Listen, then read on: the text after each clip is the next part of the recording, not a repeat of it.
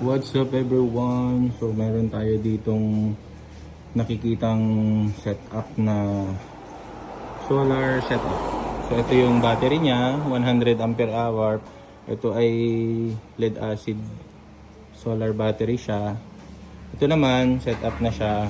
Meron tayong MPPT solar charge controller, 60 ampere siya. Tsaka may power inverter tayo na 3000 watts. Pure shine wave. Tapos meron siyang LVD at saka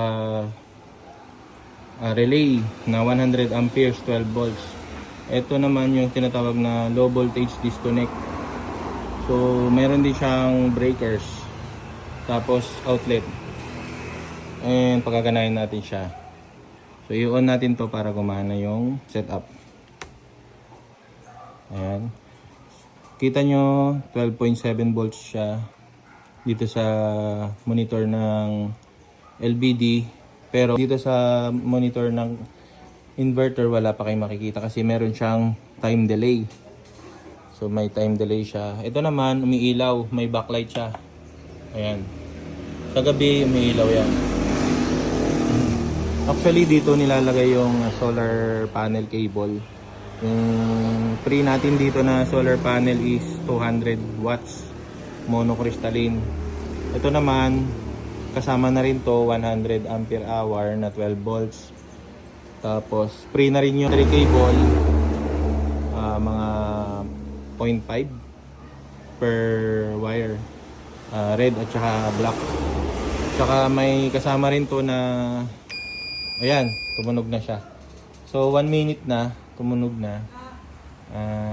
Makikita na natin yung input at saka output ng solar inverter natin. So ayan siya.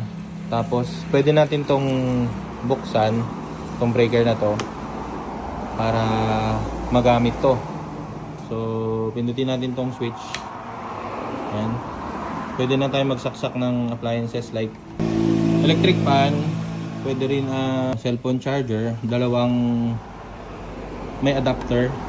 Yan, 220, 220. Dito naman para sa USB port, tanggalin niyo yung yung cable ng adapter niyo sa cellphone. Dito niyo saksak, dalawa. Meron din dito, yan, meron din diyan. Pwede magsaksak din ng cellphone charging. Ito din dalawa. So yan, 5 volts kasi ganun din yung na requirements ng cellphone natin. So marami tong may charge ng cellphone. Isa, dalawa, tatlo, apat, lima, anim, pito na cellphone sabay-sabay pwede. So pang emergency pwede to. Pwede rin yung yung router nyo, 12 volts din yon, papalitan lang ng adapter. Pwede kahit saan dito isaksak yung wifi modem ninyo. So mag-test tayo ng electric fan. So ayan, pagaganahin natin to dito. Saksak natin dito, 220 volts siya.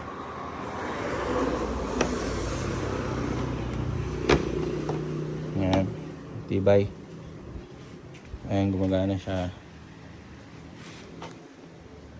Meron siyang 219 volts na output. So ayan. So ayan, try natin palakasan. Number 2. Ayan. Magana. Okay. Hindi pa ito na-charge kasi wala pa siyang solar panel na nakakabit dito. Ayan. Running naman siya. Pagka ang gamit pala nitong LVD na sinasabi ko ay para hindi masira yung yung battery. Kailangan may protection yung battery natin kasi once na wala to at direct yung baterya papunta dito sa inverter, hindi pwede, uubusin niya yung laman ng battery at doon magkakaroon ng problema yung battery natin, hindi siya tatagal. So kailangan natin ng protection para tumagal yung battery natin, kasi ang mga parts ng solar ngayon is investment na rin siya, di ba? So pagka magka-cut off siya ng 11.9 volts, babalik siya ulit ng plus 0.5. So 11.9 plus 0.5, 12.4. Tapos hindi pa siya gagana ulit ng agad-agad pag na-reach niya na 12.4. Kasi mayroon siyang time delay na nilagay ko dyan, 1 minute. So pagka natapos yung 1 minute, yun, gagana na ulit siya. Bakit nga ba tataas? Eh syempre may solar panel tayong nakakabit dyan. Once na mag-drop na siya ng voltahe na 11.9, mamamatay na siya. Hindi na gagana to. Dahil ikakat nitong relay yung input nitong solar inverter. Kaya mas maganda na may protection yung battery natin, di ba? So example, pag sapit ng umaga, nagkaroon ulit ng sikat ng araw, ganyan, magcha-charge ulit yung setup natin. And then pag na-reach niya na yung 12.4, ma-activate na ulit yung inverter natin. So ganun lang siya kasimple. Kaya maganda to para sa small setup natin. Gaya niyan, nawala ng kuryente pero meron kang electric fan. Okay? Ayun, balik ulit tayo. Kung tuturo ko sa inyo paano i-set LVD na to. So para ma-set siya ng 11.9, which is yan yung cut off niya pag sa low voltage niya, pipindutin lang to ng 2 beses. Pero kailangan bago pala ito, sabi natin kaka-install nyo lang, kaka-assemble nyo lang yung ganitong setup. Hindi yan pare-parehas yung yung voltahe nito, voltahe ng solar charge control nyo at saka voltahe ng battery nyo. So kailangan i-adjust nyo siya. Dito kayo maglalagay ng tester, positive at saka negative dun sa tester nyo, and then dapat ipantay nyo siya. Like for example, ang battery voltahe niya ay 12.6, pero yung nakalagay dito sa display ay 13.2. Kailangan i-adjust natin. So ganito siya. Yan. Ay mali pala. Ganito ang pag-adjust. Ilong press nyo lang siya ng mga 3 seconds. Ayan. Pag nag-blink na siya, pwede na kayo mag-adjust. Pero mabagal tayo. Kailangan 1, 2, 3, bitaw. Ayan. Ito yung negative sa right side. Dalawa yung pindutan negative siya, pababa ng pababa. Ito naman sa left side, pataas ng pataas. Tapos bitawan nyo lang.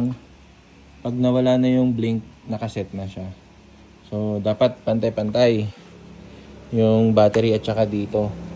And then dito sa right side, malalaman mo dyan kung kailan re-reconnect ulit yung ating inverter.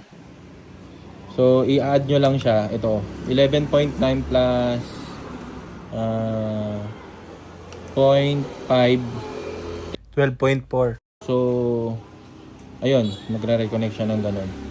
So paano naman i-set yung yung dito sa i-add natin? Ganito siya. Dito sa kabila naman yan. Yan. So yan, pwedeng taasan. Yan, pwedeng babaan. Bitawan nyo lang.